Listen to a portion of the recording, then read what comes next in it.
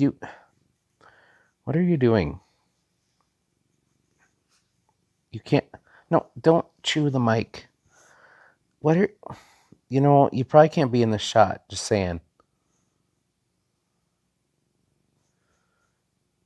You don't care? Okay. He doesn't care, everybody. Right. Come on, dude.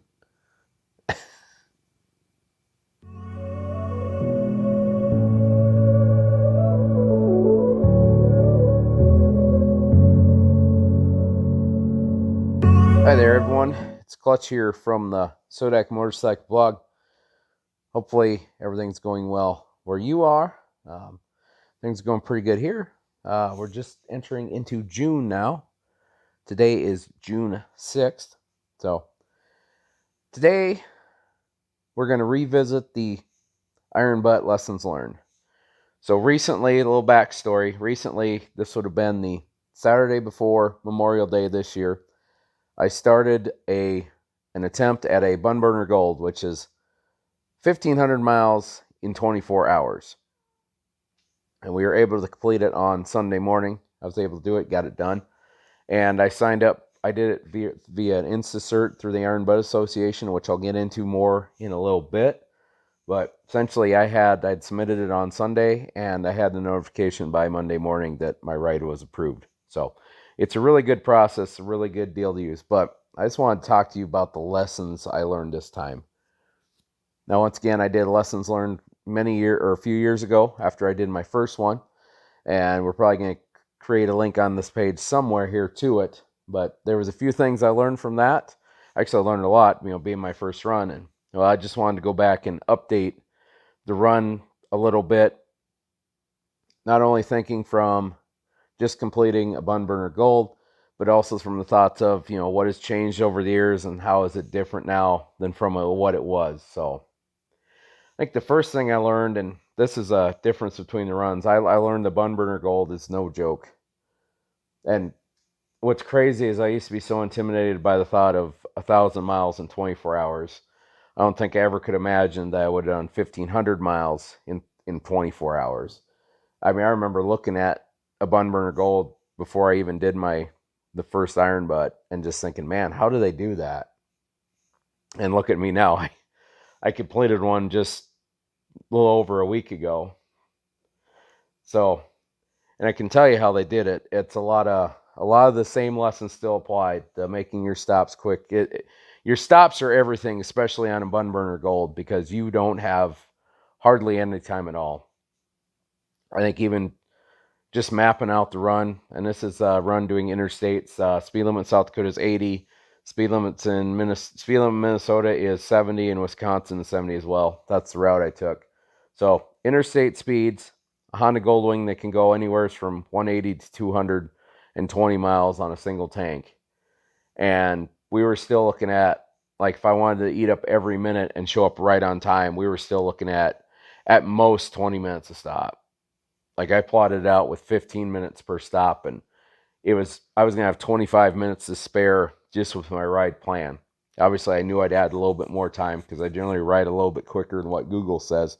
But I figured, well, I'm going to have this much time to do it. So yeah, the stops with BunBurner Gold are no joke. Like, the stops they're so crucial on a BunBurner Gold, just because you lose some valuable seconds where you're just right at the razor's edge with what you got for time left.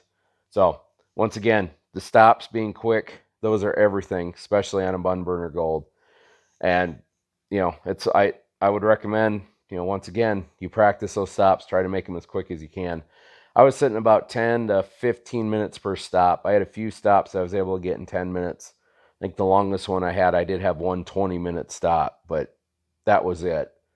One of the key tenets of the stops being quick is being able to get your receipts at the pump. And this is probably the biggest lesson I learned on this run is it's damn near impossible to get a receipt printed at a pump anymore. Or it feels like it anyway. I made, let's see, 1, 2, 5, 6, 7. I made 9 stops Actually, I had 11 total stops where I had to get the receipt if you count the start and finish. And at least 5, I want to say, let's see, first one, I want to say there was at least 5 of the stops. At least 5 of the stops I had to go back in and get a receipt. And unfortunately, when you got to go back and get a receipt, that eats even more time, especially as there's a line. I know one of my stops, there was 2 people in line ahead of me, and I'm just desperately waiting to get this stupid receipt from them. And I'd read some rumblings on the forums that this was an issue before, and I I can tell you, yeah, it's legit. Like I said, it's starting to become an epidemic out there, which really sucks because that makes this run so much harder. I mean, it's so much easier. I mean, I expect maybe one, but like I said, this was a numerous stops had this issue, including my first one, the start stop. That I had a receipt that I had to go back in and get. Same thing, 2 people in line. Ate up 10 minutes right away on my time that I didn't even have a chance at. It was just 10 minutes on my start. So, and I say this to tell you this much is I would recommend your stops when you're planning out your stops, when you're mapping everything else. Make darn well sure that you find a place that's open 24 hours. And you can search that through, Google, any of the map services. They're usually fairly good. Google's usually pretty accurate. And so obviously stick to truck stops. Those are probably the best, although you're getting a few of them now that sometimes will close in the middle of the night due to lack of staffing. But try your damnedest to find a 24-hour stop. That's probably the biggest thing I can tell you, because at least if the receipt doesn't print out, okay, well, at least you can go in and get the receipt. So at least there's someone there can print it. Or hopefully, had one stop where they also had issues trying to figure out how to print a receipt, but don't ask. A few of the old lessons still apply. Obviously, you want to have a motorcycle that's a good working condition. I know my Goldwing, it doesn't break down within 50 miles. It actually stayed intact the whole trip. I also relied on quick meals like Pop-Tarts to keep me fed. And you know what? Amazingly enough, the Pop-Tarts kept me sustained. Another thing with the BunBurner Gold compared to a saddle sore, or even the normal BunBurner, is I didn't really feel like I had a chance to really settle in on this run. You know, the the first that first run about halfway in, well, actually about a quarter of the way in, I was able to just kind of settle in. I kind of got to that settle in point where all is good and we're just crushing miles and all is good. And as and especially on the BunBurner, I really got settled in on that one. Like really just got settled in. I knew I would be just fine reaching my goal, being that I'd already done one of those before.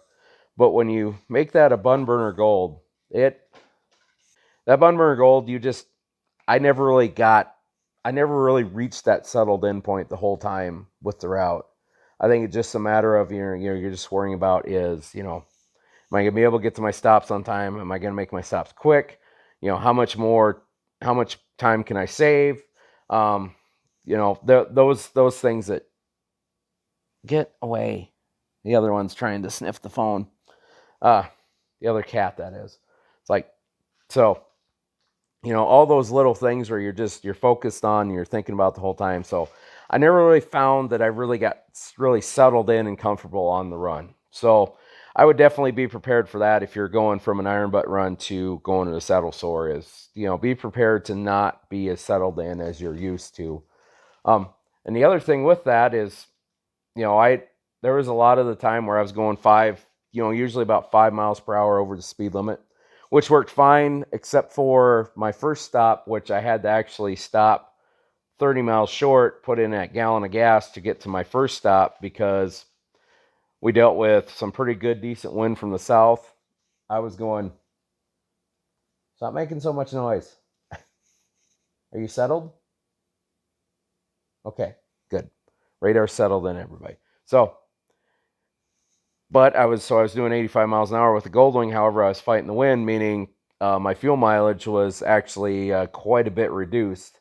And I kind of anticipated something like that would happen, but I didn't really prepare for it like I should have. So granted, it was quick and easy. It was a quick 10-minute stop, got me back on track.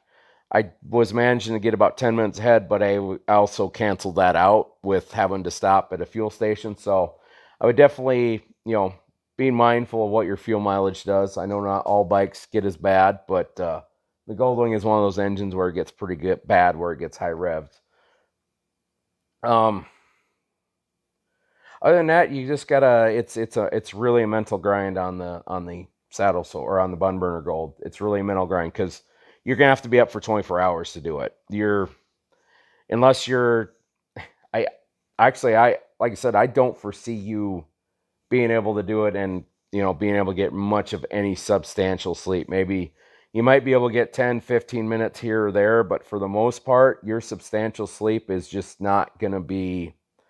You aren't really going to get it like you would even on a saddle sore or BunBurner. You're just not going to get it. So you got to prepare yourself for that mental grind. Especially you get there in those middle of the night hours, that 2 to 5 in the morning time frame where it's really kind of a fight to keep yourself, really super focused and awake. I was tired a little bit. It wasn't too bad though. I didn't really, it wasn't to the point where I was sitting there really worried like, oh man, I got to stop and sleep because I'm not going to get this run down and I'm unsafe. I never really got to that point, but there were also some points where it's like, okay, come on, I'm sick of doing this. Like it's really starting to wear on me. So BunBurner Gold, you're really going to have that weigh on you. So, but really for the most part, a lot of the same, like I said, same lessons applied. You just need to tighten up. I guess the expression is tighten up your shot group a little bit. I'm talking with stops and such. As far as the other things, as far as documentation and stuff, it's once you get your first saddle sore or first iron butt certification, it's really nice and easy. All you have to do, it's really make your life can get a lot easier getting your certificates, and that's by you can purchase the premier membership from the Iron Butt Association. And this is the first year I did it. Now there's two options. You have at this moment, you have the $40 option and you have the $50 option. The $40 option basically gets you access to some special forums and a newsletter. But the biggest thing about that that premium membership is the fact that you get your own area. You get your own grouping to submit your certificates, which means your certificates come a lot faster. Before yet, you'd hear stories about guys doing premier membership within 2-3 weeks would have their notifications. I didn't do it the first year because the first year, well, I got thrown off by COVID. I had mine within a week. Well, then the second year, last year, I waited from just about Memorial Day when I submitted it until it was right at the beginning of September when I received it. So, but there's an additional option, the $50 option I was telling you about. And the significance of that is you get your year of Spotwall paid for. Now, Spotwall has changed. It used to be free, but now Spotwall is a pay service. And it costs approximately, it's about $25 a year to do this, to have the service for the whole year. Oh, well, there's Andy. Say hi to Andy, everybody. Okay. You just no, chill. Just chill. But so, and I use Spotwall, and Spotwall is honestly to me, I think Spotwall is worth every penny. Of course, Spotwall is the website it feeds to, but then you got your apps, which like SW Connect for iPhone. You got Bubbler GPS, and which is you can pay $10, I think, for the premium version on the Play Store, which that is also money well worth it because if you go premium, you get it updates every 5 minutes, and it the premium one is what meets the specifications to use Spotwall for your Iron Butt Association rides. And there's a lot of rides that you need the Spotwall, you need that tracking to take care of. Also, Spotwall, you can buy a special like backwoods trackers, and they're really expensive and they cost a bunch of money. But for Iron Butt Association, for the most part, you can use your phone. Yeah, it only uploads when you're on data, but there's enough data points, especially if you stay out of stick to the main roads. It saves your location, so it'll eventually upload everything you need. But so Spotwall is $25 for a year now. But if you buy that $50 premium membership, the Iron Bet Association basically takes care of your Spotwall for a year. So to me, there was $25 that was worth that I was going to spend right there. Because the other thing with Spotwall is if you like pay as you go, well, it tracks if you got stuff in there that's being accessed or things in there. My understanding is it tracks it. So if you don't go in there for a year and you only pay for a month, well, there's a chance you may have some. There may be some. You may be in the hole for your money. So, like I said, just it's a $25. They pay your $25. So there's $25 that I was planning to pay right there gone. So now I've got premium membership for $25. But here's the other thing that really makes premium membership absolutely worthwhile now, and it's called Insta Cert. So with Insta Cert, you upload your receipts to Spotwalla Maps, and you give them the link, and you basically give them your pertinent details. Then all you got to do then you go and pay the Iron Bet Association whatever your cost is for the PayPal transaction, and you'll have it done instantly. Like I said, I submitted my ride. It was about 4:00 in the afternoon on Sunday. I woke up at, I want to say it was 5:30 in the morning, Monday morning, and the email was sitting there in my inbox waiting for me that it had been approved. Just like maybe it's 12-hour turnaround. So to me, that really makes that other $25 worthwhile as having that. Well, and to do that Insta Cert, you got a Spotwall anyway. So there you go. I mean, they take care of themselves anyway. So I think for that right there alone is absolutely worth it. And that process, it was so quick. It was so easy. I mean, I didn't have to provide a Google map. I didn't have to scan copies of all my receipts. It's designed where theoretically you could go buy your certificates on PayPal before you even start your ride. You go, you do your ride, you finish your ride. Right there at the gas station, you finished your ride, you can submit your paperwork right there.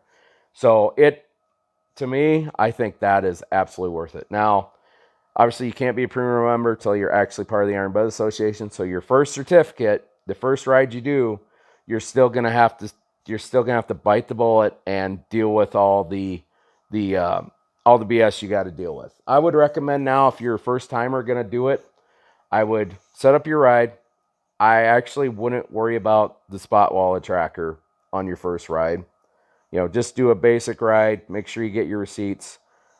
Just do it all the manual way, and then wait to buy your Spotwalla until, okay, now I've bought my premium membership. Now I'm going to do Spotwalla, and now I can use that for other rides. Because there are a lot of rides as you go along where Spotwalla is a requirement. You have to use Spotwalla. There's no other option. Not on the basic ones, but some of especially you get like the Heaven and Hell, and you got, the 4810, a lot of those, you got to have a Spotwalla to back you up. So Spotwall is definitely worth it buying. Other than that, the other thing that's really become an issue in the last 3 years, well, obviously we can't, the elephant in the room is gas prices, and unfortunately we can't do much about that. That's just, well, I guess that's how it is. I mean, I don't know. To me, gas prices is just a big stupid game anyway. Give it a couple years, they'll come back down. They always do. It's a commodity market, but so that's another issue track. The one thing I did this year when I was figuring out, okay, how much cash am I in need for this ride, I actually went and I just went to Gas Buddy, and I looked up all the stops I was going to, and I made them favorites on mine, so I kind of had alerts. I had an idea ahead of time what the price of fuel was going to be. So that was another thing I did. But other than that, a lot of the same lessons apply. Taking your time, researching your route, make sure your bike's in good shape, ready to go. Making sure that your stops are quick. I just about forgot. The other big development we've had is now this is the first iron butt run I've been able to do with my new Russell Daylong seat, and also with Miko pegs. And I'm doing another video series on Miko pegs, and we'll probably do a little talk about the seat here in a little bit, some other videos. But Miko pegs are basically a spring-loaded peg. They're designed to be used when you're riding, or when you're using them. You got them down. When you pull your feet off, they'll go up and out of the air. Oh, there's Andy behind me. Say hi, Andy. or not. Just be a rude butthead. Got it. But so that made a world of difference. My butt didn't hurt. I didn't have to worry about my legs being sore or anything like that. Like, this is by far the best setup I've ever had for an iron butt run. That was some experience, and it was very much yeah, it worked pretty well. I mean, that was phenomenal. So I would say if you're an iron butt rider and you're deciding, what, should I do the BunBurner Gold?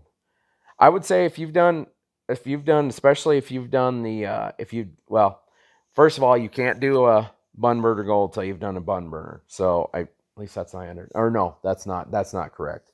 You can go from a saddle sore right to a BunBurner Gold. However, a BunBurner Gold, like I said, it's going to be a challenge. It's probably going to be it's going to be an extremely tough ride to do. So you got to have the right frame of mind and the right mindset. But if you got the right mindset, I'd say I would recommend before doing BunBurner Gold, maybe do at least a regular BunBurner. And, maybe you can do that BunBurner as your first ride. Do just a regular BunBurner 1500 as your first ride. It's very much doable for your first ride. And, the other thing is just go do it. If you have any doubts, if you have any questions of what you should do, if you should do it, just do it. Just attempt it. Because here's the thing, okay? And I knew this going in. If you don't get BunBurner Gold, if you do 1,500 miles in 30 hours, you still get a BunBurner Silver. So you still get a different certification, a different ride that's a little tougher than the normal one. So I would definitely recommend doing that. But other than that, I really don't have too much more to recommend other than, like I said, a lot of those same old lessons that I've learned over the years, they still apply. There's just a few more updates I've decided to put in for this year. Like I said, we had the issue with gas stations not printing receipts, and Spotwall has now become a pay service. Although if you're a Premier member, it's a really good setup. And like I said, I would definitely very much recommend a Premier membership. Even if you don't use Instacart, I would definitely recommend it. It goes for, I guess you could say, a good cause, because the people that certify these rides, they're volunteers. It's not a big corporation that's like certifying rides. These people are volunteers, and they're taking time out of their busy lives to basically look at pieces of paper from people that rode across the nation and filled up at gas stations. I mean, I got to imagine that it's very tedious to certify a ride. And I could see how having a Premier membership, and also especially being able to do that Instacart, I can see how that makes their lives a heck of a lot easier as well. So I would definitely consider becoming a Premier member. One last thing I forgot to mention, we're going to have this full ride. We're going to show a full video for it, but as you probably already know, this is going to be during the Christmas special coming in December. So be looking for that towards the end of the year, because we had a pretty extensive video shooting on it. I'm guessing it's going to be quite a few parts, and so I definitely recommend you check it out. So be sure to hang around here. Make sure you like the Sodak Motorcycle Blog and follow, and make sure you subscribe. Click that bell notification icon so you can be advised of future videos coming out, and stay tuned to the Sodak Motorcycle Blog. Now I can say goodbye.